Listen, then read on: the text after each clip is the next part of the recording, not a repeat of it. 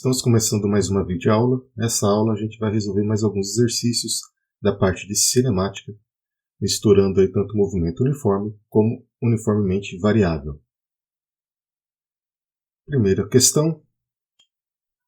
Na célebre corrida entre a lebre e a tartaruga, a velocidade da lebre é de 30 km por hora e a da tartaruga é de 1,5 metros por minuto.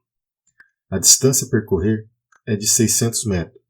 E a lebre corre durante 0,5 minutos antes de parar para uma soneca. Qual é a duração máxima da soneca para que a lebre não perca a corrida? Bem, para a gente resolver esse exercício, a gente tem que ter em mente então que os dois, tanto a lebre quanto a tartaruga, estão se movimentando em um movimento uniforme, eles não têm aceleração. Com isso, então, como o movimento é uniforme, a gente utiliza a equação que fornece a distância em função do tempo, que seria x igual a x0 mais v0t. Lembrando que x0 é a posição inicial, v0 é a velocidade com que qualquer um dos dois aí vai se movimentar. Bem, eu passo então x0 para lá, x menos x0 é igual a v0t, e eu tenho então ΔX, que é a distância percorrida por eles no total, que é a velocidade de cada um vezes o tempo que cada um vai gastar para percorrer essa distância. A gente precisa descobrir então quanto tempo cada um deles leva para percorrer essa distância ΔX.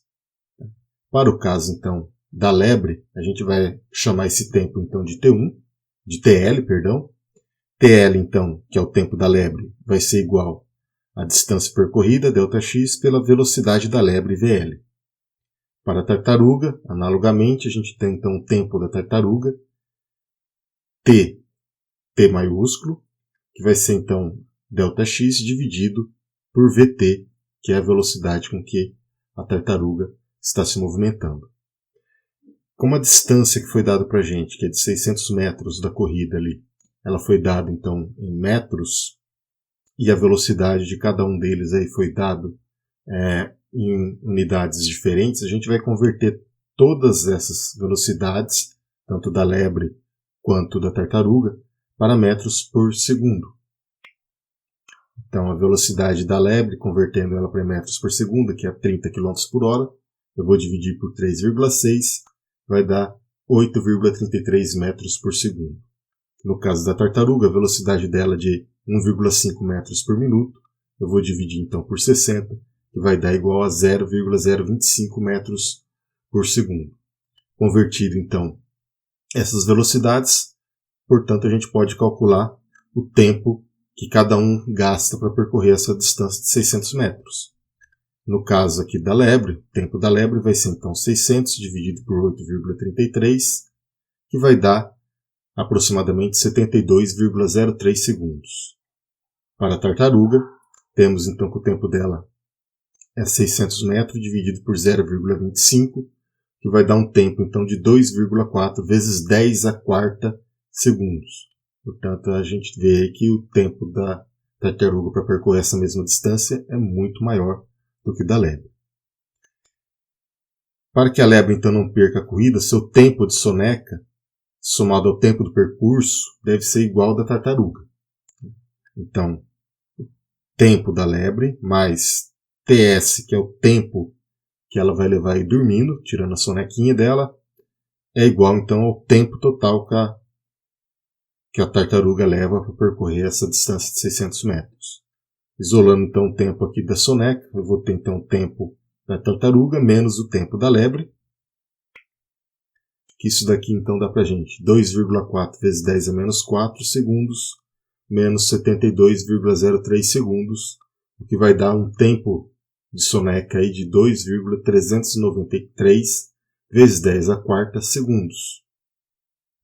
Esse daqui então seria o tempo que a lebre pode dormir sem que ela perca a corrida. Se eu converter esse daqui em horas, eu vou ter então o tempo da soneca dela de 6,643 horas. Tá? Ou então, dividindo isso daí, a lebre pode dormir por 6 horas, 38 minutos, 49 segundos, sem perder a corrida. a questão 2. Um carro de corrida pode ser acelerado de 0 a 100 km por hora em 4 segundos. Compare a aceleração média com a aceleração da gravidade. Se a aceleração é constante, que distância o carro percorre até atingir 100 km por hora? Bem, para isso então, para encontrar a aceleração média, primeira de tudo a gente precisa converter a velocidade que está em km por hora para metros por segundo. Nesse caso então a velocidade inicial ali do veículo, que é 100 km por hora, dividido por 3,6, que vai dar 27,8 metros por segundo. A aceleração média, como a gente viu, aqui a gente vai representar por A uma barra, lembrando que isso daqui não é vetor, é simplesmente uma notação aqui de médio, então ela é dada por aceleração média, é a razão da variação de velocidade dividido pela variação de tempo. Então, a velocidade final menos a velocidade inicial dividido por ΔT. Nesse caso, então, a velocidade final é 27,8, que é o máximo de velocidade após essa aceleração de 4 segundos. A inicial, então, ele parte de 0, dividido, então, pelo tempo que ele gasta para atingir essa velocidade máxima, que é de 4 segundos. Isso dá para a gente uma aceleração média de 6,9 metros por segundo. Se a gente for comparar então essa aceleração média aqui com a aceleração da gravidade, que vale 9,8 metros por segundo ao quadrado, eu vou fazer então a razão de uma pela outra para saber então quantas vezes uma é maior que a outra. Então assim a razão da aceleração média pela aceleração da gravidade será a aceleração média, que a gente calculou, dividido pela aceleração da gravidade, que vai dar 6,9, dividido por 9,8, o que vai dar, então, 0,71 vezes a aceleração da gravidade. Tá? Isso daqui não tem unidade, porque a gente está fazendo a razão de uma aceleração por outra aceleração, então as unidades, então, elas acabam se cancelando. Bem, a segunda parte do problema, ele pede para a gente achar a distância percorrida pelo carro nos 4 segundos. Para isso, então, a gente utiliza a equação horária do movimento acelerado. Nesse caso, então, a gente tem x é igual a x0 mais v0t mais meio de at ao quadrado. Supondo, então, que ele parte de uma posição inicial igual a 0 metros, então x0 é 0. Se ele parte com uma velocidade inicial igual a 0, então a velocidade inicial é 0. Sobra para a gente, então, só meio da aceleração vezes t ao quadrado, que é isso daqui. Então, vamos substituir os valores que encontramos. Meio da aceleração, 6,9, vezes 4, que é o tempo ao quadrado. Isso vai dar, então, para a gente uma posição de 55,2 metros, ou seja, ele vai percorrer uma distância de 55,2 metros em 4 segundos, sob essa aceleração.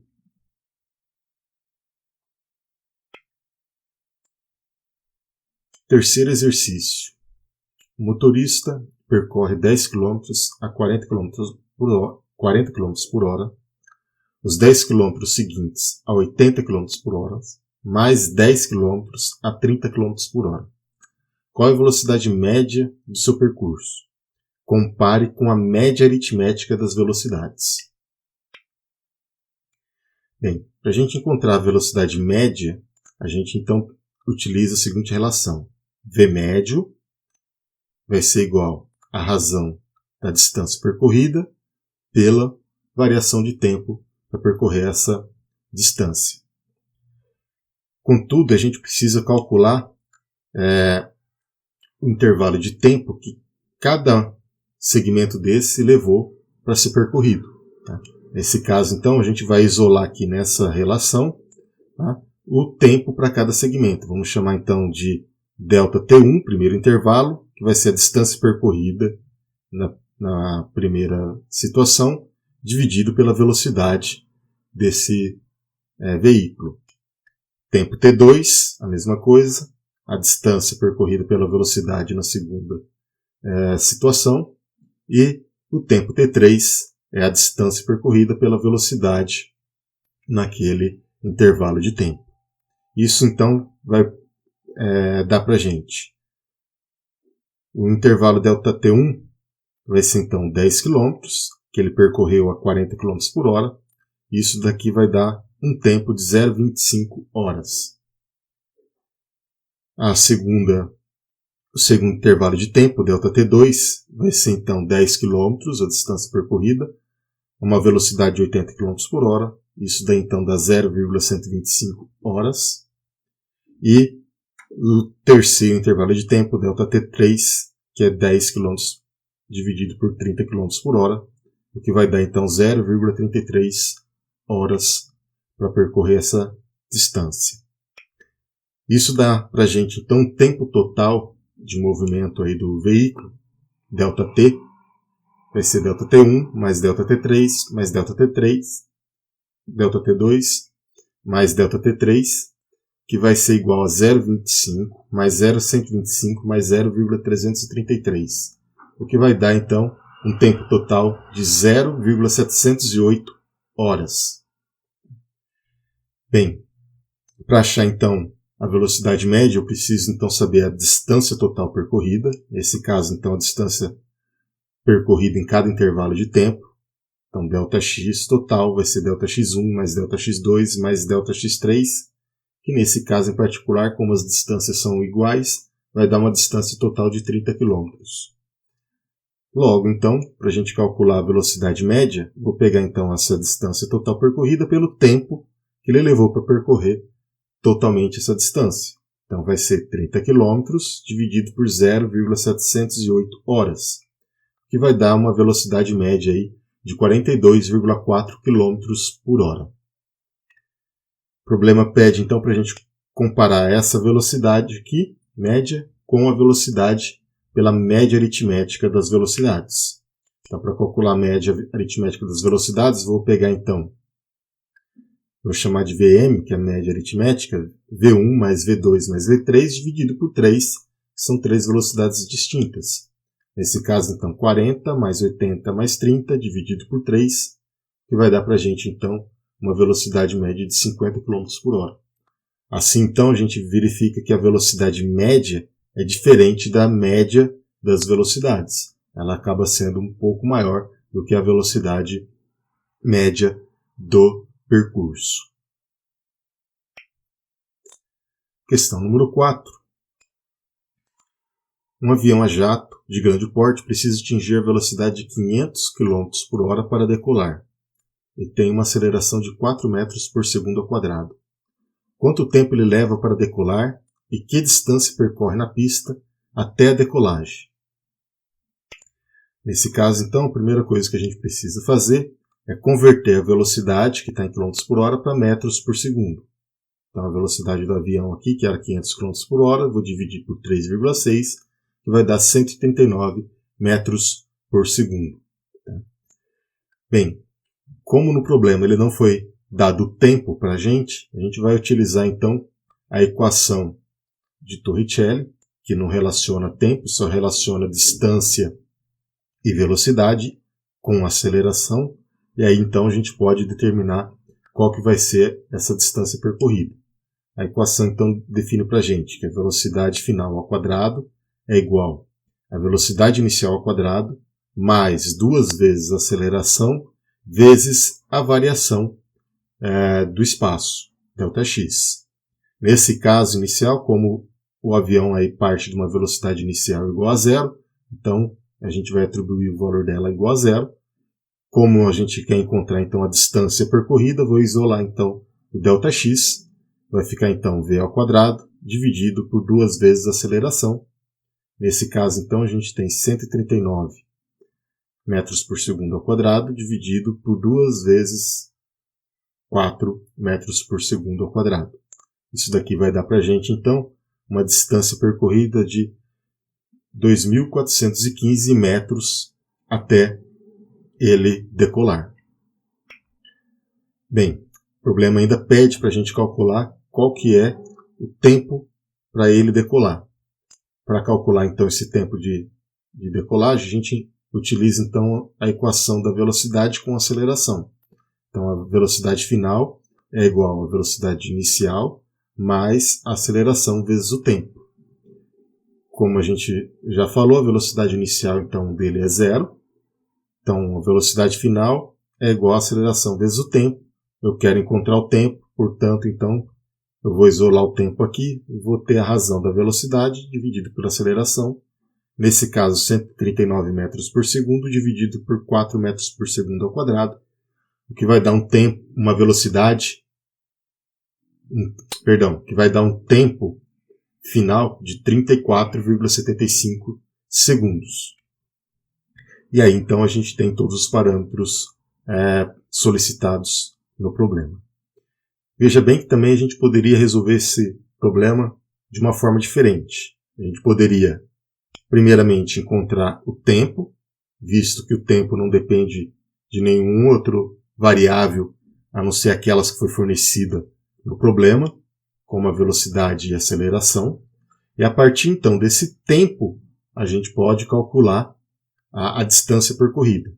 Então a outra alternativa nossa para achar ΔX seria, após encontrar esse tempo, usar a relação x é igual a x0 mais v0t mais meio de at ao quadrado. Nesse caso, a posição inicial é 0, a velocidade inicial também é 0, o que sobra para mim, então, que a posição final dele vai ser meio de at ao quadrado. Nesse caso, então, a gente tem todos os parâmetros, meio de 4, que é a aceleração, vezes o tempo, que é 34,75 ao quadrado, e a gente vai chegar então numa distância de 2.415 metros, que é igual ao que a gente encontrou no caso anterior. Então essas aqui são as duas formas que temos para resolver esse mesmo problema. Por último, então, a gente tem o seguinte problema. O tempo médio de reação de motorista é da ordem de 0,7 segundos. Um carro com bons freios numa estrada seca pode ser freado a 6 metros por segundo ao quadrado.